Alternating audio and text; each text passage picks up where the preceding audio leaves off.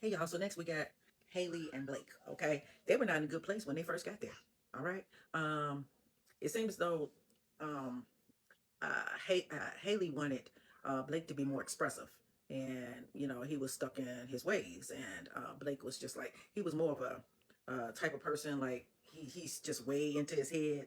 He asked ChatGPT for advice, and things like that. So anyway, I don't know if that's so much logical or the fact that he just can't figure things out on his own, logically. But anyway, too emotional for both of you. Hey, you too emotional for both of you. Okay, you about to gave me anxiety. You know what I'm saying? Just looking at you react and everything like that. You're going to have to bring it down, girl. But anyway, but on the other side, Blake, even though you were over there with Ashley trying to help her out, you eventually showed yourself at the end. And it's like you gave her all this advice and everything, and, and then it gets to the end. It's like, well, I want to give you my point of view, because I feel like I need to get this off of my chest. Some things are better left said, left not said. I mean, like you gave the woman the advice, and you could have just ran with that.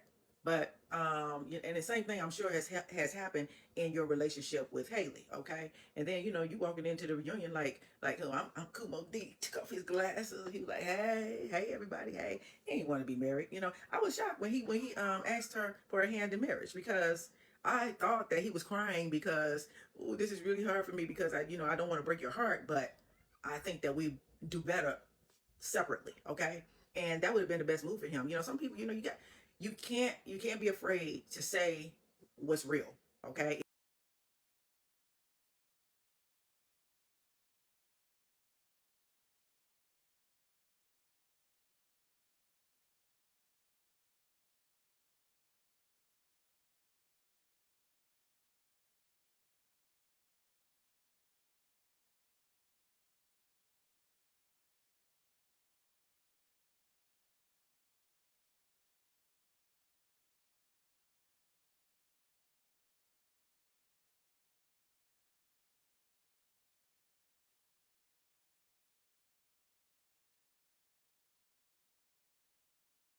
Anyway, that's all I gotta say about Hayley and Blake. Hayley, you gotta bring your emotions down, girl, because I don't know what's going on in there. I mean, I understand you came from, it seems like you and David, you and David like sort of had something in common with the way your families were, broken homes and stuff like that.